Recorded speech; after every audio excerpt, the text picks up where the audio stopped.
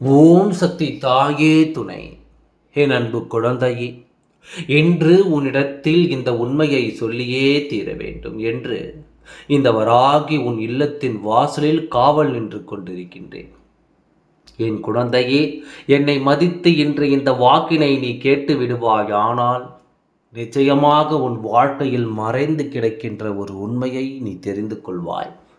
வராகி மதிக்கின்ற குழந்தைகள், வராகியின் அன்பை புரிந்து கொண்ட குழந்தைகள், வராகி நம்மை காப்பாற்றுவாள் என்கின்ற எண்ணம் கொண்ட குழந்தைகள் நிச்சயமாக என்னை ஒருபொழுதும் தவிர்த்து விட மாட்டார்கள்.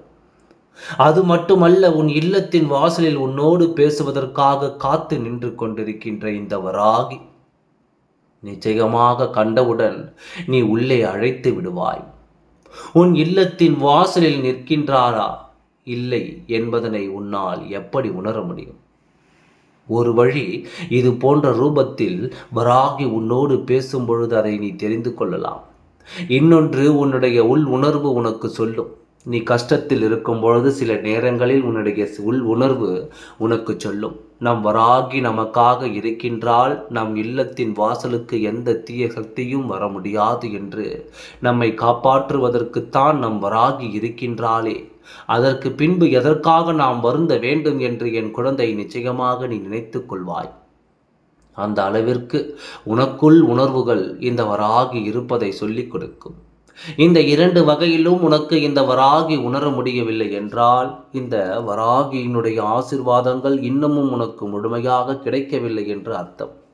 என் குழந்தையே, இந்த வாழ்க்கையில் உனக்கான அத்தனை நன்மைகளையும் உன்னை தேடி வர வேண்டிய காலகட்டம் கூடி வந்து கொண்டிருக்கின்றது. இந்த வராகி உன் வாழ்க்கையில் வந்துவிட்ட பிறகு அதை பற்றிய எந்த ஒரு கவலையும் உனக்கு தேவையில்லை. இன்று நீ ஒரு உண்மையை நிச்சயமாக தெரிந்து கொள்ள வேண்டும். அந்த உண்மை என்னவென்று உன் வராகி உனக்கு சொல்கின்றேன். சற்று மன அமைதியோடு கேள். என் குழந்தையே, நீ மற்றவர்கள் கால்களில் விழுந்தாலும் சரி, உன் கால்களில் மற்றவர்கள் விழுந்தாலும் சரி, எதுவாக இருந்தாலும் இதில் ஒரு சிறிய தவறு இருக்கின்றது. அடுத்தவர்கள் காலில் ஒரு நாளும் விடக்கூடாது. அதிலும் குறிப்பாக உன் காலில் யாரேனும் விழுந்தால் அதை ஒரு நாளும் நீ ஏற்றுக்கொள்ளாதே.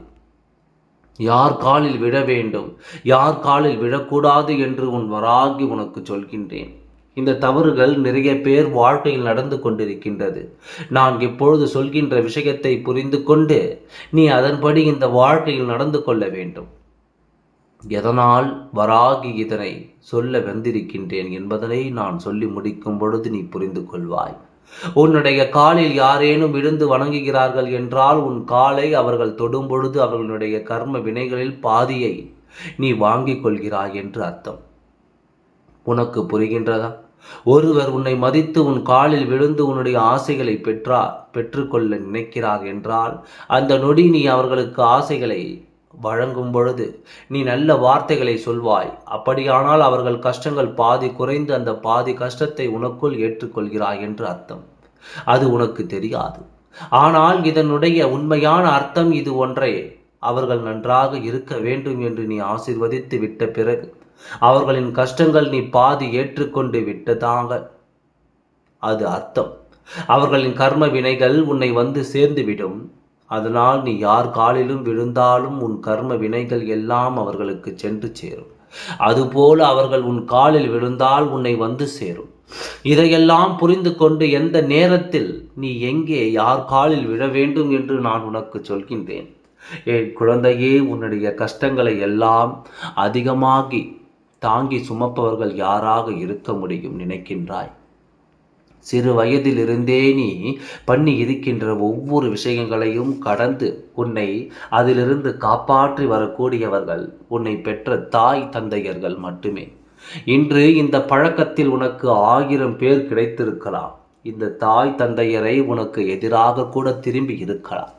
ஆனால் அன்று உன் வாழ்க்கையில் உனக்கு வருகின்ற அத்தனை சோதனைகளிலும் இருந்து உன்னை காத்து உன்னை பாதுகாத்து வளர்த்தவர்கள் அவர்கள்தானே. அதனால் நீ அவர்களின் காலில் நிச்சயமாக விழலாம். உன் கர்ம வினைகளை ஏற்கனவே அவர்கள்தான் தூக்கி சுமந்து கொண்டிருக்கின்றார்கள். அதுபோல கோவிலுக்கு செல்லும் பொழுது கொடிமரத்தடியில் நீ விழுந்து வணங்கலாம். வேறு எங்கேயும் என் குழந்தை நீ விழுந்து வணங்க வேண்டாம். இது இந்த வாழ்க்கையில் நீ தெரிந்து கொள்ள வேண்டிய ஒரு முக்கியமான ஒரு உண்மை. இது தெரியாமல் தான் சிலர் என்ன நினைக்கிறார்கள் தெரியுமா? நாம் இப்பொழுதுதானே இவர்கள் காலில் விழுந்தோம், இவர்கள் நன்றாகத்தான் இருந்தார்கள், திடீரென ஏன் இவர்களுக்கு இந்த பிரச்சனை வந்தது என்று எண்ணுவாய் அல்லவா? அதற்கு காரணம் நீ தூக்கி சுமந்த கர்ம வினைகள், நீ தூக்கி சுமந்த பாவங்கள் அவர்களுக்கு பாதி சென்று சேர்ந்து விட்டது. ஏற்கனவே ஏகப்பட்ட பிரச்சனைகளை சிக்கி தவித்து அவர்களுக்கு உன்னுடையதும் சேர்ந்து உச்சத்தை தொட்டு அவர்கள் வாழ்க்கையில் பல கஷ்டங்களை சந்திக்க வேண்டிய நிலை வந்துவிட்டது என்பதுதான் உண்மை. இந்த வராகி என்று சொல்கின்ற இந்த உண்மையை நீ புரிந்து கொண்டால் நிச்சயமாக ஒரு பொழுதும் இது போன்ற தவறுகளை நீ செய்ய மாட்டாய். அதிலும் குறிப்பாக சில ராசிக்காரர்கள் யார் காலிலும் விடக்கூடாது. இதையெல்லாம் நீ உணர்ந்து அதன்படி நீ நடந்து கொள்ள வேண்டும். இந்த வாழ்க்கை உனக்கு நடத்துகின்ற பல விதமான சோதனைகள் இதுவும் ஒன்று. உனக்கு நிச்சயமாக அதிர்ஷ்டம் என்ற ஒன்று இருக்கிறது என்றால் உன் கர்ம வினைகளை நீ இன்னொருவருக்கு கொடுத்து விடுவாய். அதே நேரத்தில் உனக்கு நேரம் சரியில்லை என்றால் மற்றவர்களின் கர்ம வினைகளை நீ ஏற்றுக்கொள்வாய். மேலும் மேலும் வாழ்க்கையில் கஷ்டங்கள் வந்து கொண்டிருக்கும். இன்று இருக்கின்றவர்கள் எல்லாம் என்னவோ தன் காலில் இவர்கள் விழுந்தால் தமக்கு பெருமை என்றும் ஒரு அதிகார தோரணை என்றும் நினைத்து கொண்டிருக்கின்றார்கள். உண்மை தெரிந்தால் ஒருவரும் இன்னொருவரை தன் காலில் விட அனுமதிக்க மாட்டார்கள். இதுதான் உண்மை. இந்த உண்மையை தெரிந்து கொண்டாய் அல்லவா? இனியாவது உன் வாழ்க்கையில் நீ சற்று கவனமாக யார் காலிலும் விழுந்தாலும் அதற்கு ஒரு நாளும் நீ அனுமதிக்காதே. வாயார வாழ்த்துக்களை சொல்லி அனுப்ப வேண்டுமே தவிர காலில் விழுந்த பிறகு அவர்களுக்கு வாழ்த்துக்களை சொல்லக்கூடாது. இந்த வராகி இன்று உனக்கு ஒரு மிகப்பெரிய செய்தியை கொண்டு வந்து கொடுத்திருக்கின்றேன். இந்த செய்தியோடு உன் வாழ்க்கையில் இனிமேல் நடக்கப் போகின்ற சில நல்ல விஷயங்களை நீ தெரிந்து கொள்ள வேண்டும். உனக்காக இந்த வாழ்க்கை கொடுத்த அத்தனை கஷ்டங்களும் உன்னை விட்டு விலகி உனக்கான நல்ல நேரம் பிறக்கப் போகின்றது. இந்த நல்ல நேரத்தை எதிர்நோக்கி நின்று கொண்டிருக்கின்ற என் குழந்தைக்கு எப்பொழுதும் வாழ்க்கையில் சந்தோஷம் மட்டுமே இன்று நிலைத்திருக்கும். கடந்து வந்த கஷ்டங்களை எல்லாம் மறந்துவிட்டு இனிமேல் நடக்கப் போகின்ற நன்மைகளை மட்டுமே எண்ணிக்கொண்டு இந்த வாழ்க்கையை உனக்கானதாக்க நீ எப்பொழுதுமே தயாராக என்றென்றும் நீ நினைத்தது போல எல்லாமே உன் கைகளில் வந்து சேரும் என்பதில் எந்த ஒரு மாற்று கருத்தும் கிடையாது. என் குழந்தை, நினைத்தது போல எல்லாம் உன்னை வந்து சேரும் என்பதில் உனக்கு எந்த ஒரு சந்தேகமும் வேண்டாம். என் குழந்தைக்கு வாழ்க்கையில் நடந்த அத்தனை சோதனைகளுக்கும் நிச்சயமாக தீர்வு கிடைக்கப் போகின்றது. உன் வாழ்க்கையில் நடத்தக்கூடிய அற்புதங்களை நீ காணத்தான் போகின்றாய். இதற்கு மேலும் இந்த வாழ்க்கையை பற்றிய பயம் உனக்கு வேண்டாம்.